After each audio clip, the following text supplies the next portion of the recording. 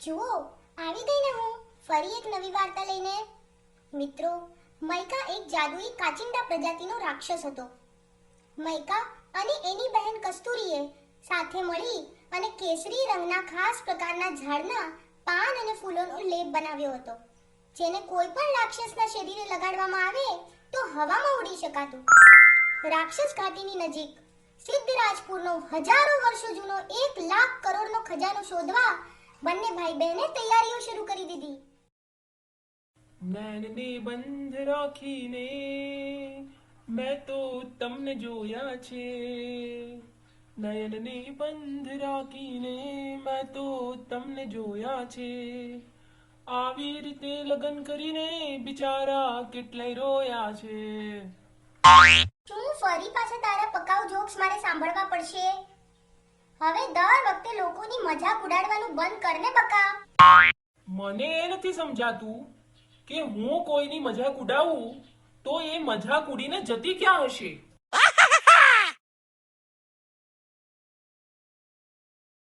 નાનીમાં please આજે મને મૈકા રાક્ષસની વાર્તા કહો ને.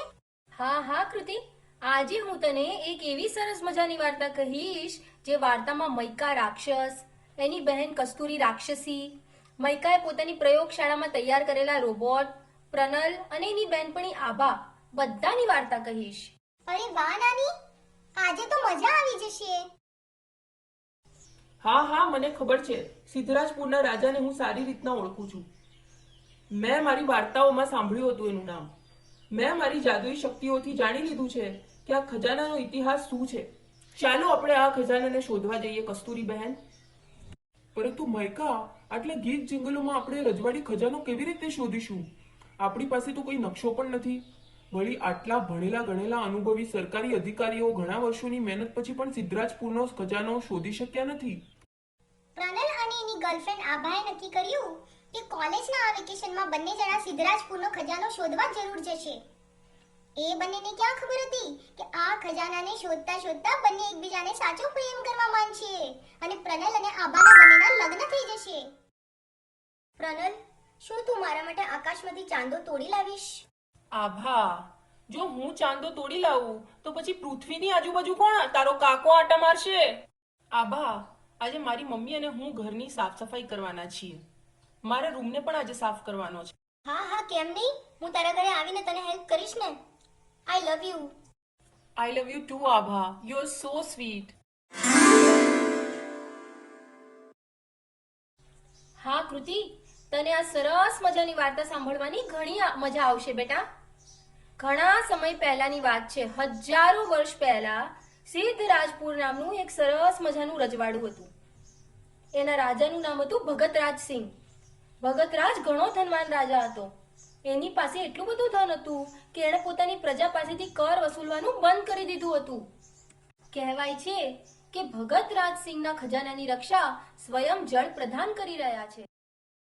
ખજાનાને પ્રાપ્ત કરવા માટે આપણે સમુદ્રની અંદર જવું પડશે કસ્તુરી. ત્યાં સિદ્ધરાજપુરના જળ પ્રધાન પાસેથી ખજાનાનો નકશો લેવો પડશે. હા ચલો ભાઈ, જળ પ્રધાન પાસેથી નકશો લઈ આવીએ. Swagger down the street with your red lips and funky beat. You better hold your head up to the sky. I'm gonna roll with you till the day I die.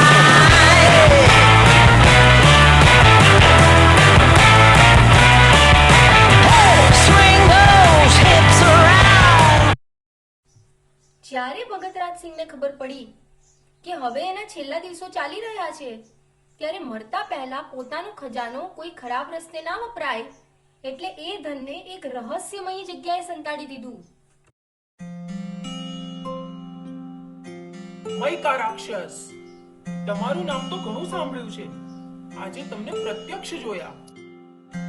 હે સિદ્ધરાજપુરના જળપ્રધાન શ્રી ભાનુશાળી મહારાજ, તમારી જય હો. તમે મને અને મારી બહેન કસ્તુરીને ખજાના સુધી પહોંચવાનો માર્ગ બતાડો મહારાજ. તમારે ખજાનાની શી જરૂર છે મૈકા? હે જળપ્રધાન, અમે આ દુનિયાના સૌથી શક્તિશાળી રોબોટ મારી પ્રયોગશાળામાં બનાવ્યા છે, જે માનવ જાતની બધી જ તકલીફો, રાક્ષસ જાતિની બધી જ તકલીફો એક સમયે દૂર કરી દેશે. અને મોટામાં મોટી સર્જરી, ઓપરેશન એનાથી માંડીને નાના નાના ઘરના રોજબરોજના કામ પણ મારા રોબોટ્સ ફક્ત સેકન્ડોમાં કરી નાખશે. મહારાજ, આ રોબોટ મેં ઘણી મહેનતથી બનાવ્યા છે. હજુ મને રૂપિયાની જરૂર છે. મને હજુ ઘણું આગળ જવાનું છે જળપ્રધાન મહારાજ. હા મૈકા, હું જાણું છું કે તમે ઘણા ઉત્તમ રોબોટ બનાવ્યા છે. હું તમને ખજાના સુધી પહોંચવાનો માર્ગ બતાવીશ, પરંતુ તેમાંથી તમને જેટલી જરૂર હોય એટલું જ ધન તમારે વાપરવું. જો તમે લોભી બનીને જરૂર કરતા વધારે ખજાનો લૂંટવાની કોશિશ કરી છે તો હું તમને બંનેને ભસ્મ કરી દઈશ. મારા ક્રોધની સામે આ સંસારનો કોઈ જીવ ટકી નહીં શકે. હા હા જળપ્રધાનજી, અમને જેટલી જરૂર છે એટલો જ ખજાનો લઈને અમે જતા રહીશું. અરે વાહ નાનીમાં, આ તો ખજાનાને શોધવા જવાની વાર્તા છે. શું મૈકા રાક્ષસ પણ ભગતરાજના છુપાયેલા ખજાનાને શોધવા જશે? હા કૃતિકા બેટા, મૈકા રાક્ષસ અને એની બહેન કસ્તુરી રાક્ષસી બંને ખજાનાને શોધવા જશે. આ કોઈ મામૂલી ખજાનો નથી, આ તો પૂરો 1 લાખ કરોડનો ખજાનો છે.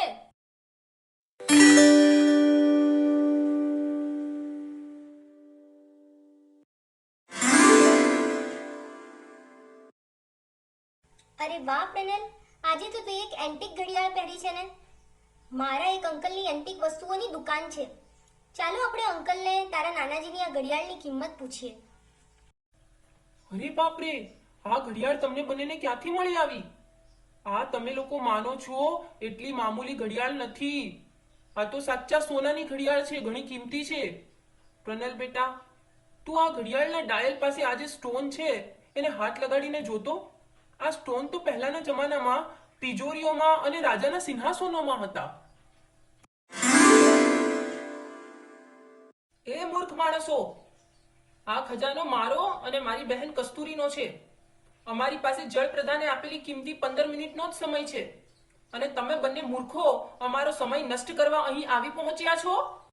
અરે નાના રાક્ષસભાઈ, અમે તો દુકાનમાં પ્રનલના નાનાજીની ઘડિયાળની કિંમત પૂછવા ગયા હતા, પરંતુ ઘડિયાળમાં રહેલા સ્ટોનને ઘસતા મોટો ધમાકો થયો અને અમે અહીં આવી ચડ્યા. તમે લોકોએ જે ઘડિયાળ પહેરી છે એ જ આ ખજાનાનો સાચો નકશો છે. અહીં સુધી પહોંચવાનો શોર્ટકટ. હવે આપણા સૌની પાસે 15 મિનિટ કરતાં પણ ઓછો સમય છે.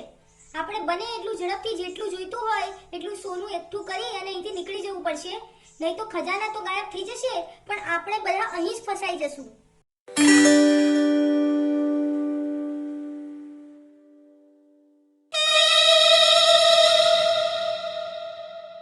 ચાલો ચાલો, જે કઈ તમારી પાસે હોય તે રૂપિયા, પૈસા, સોનું, ઘરેણા બધું કાઢીને અહીંયા મૂકો, નહીં તો તમને મારીને તમને લૂંટી લઈશું.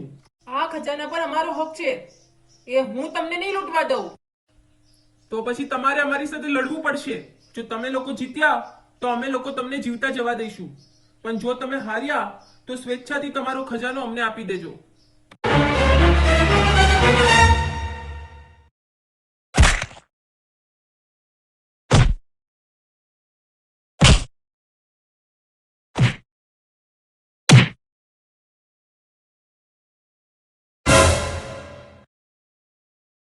નાની માં, મૈકા, કસ્તુરી, આભા અને પ્રનલે પછી આ ખજાનાનું શું કર્યું? કૃતિકા બેટા, મૈકા અને કસ્તુરીએ પોતાની પ્રયોગશાળામાં જાત જાતના રોબોટ્સ બનાવ્યા. આભાએ પ્રણલ સાથે લગ્ન કરી લીધા અને બધાએ ખુશી ખુશી ખાઈ પીને જલસા કર્યા.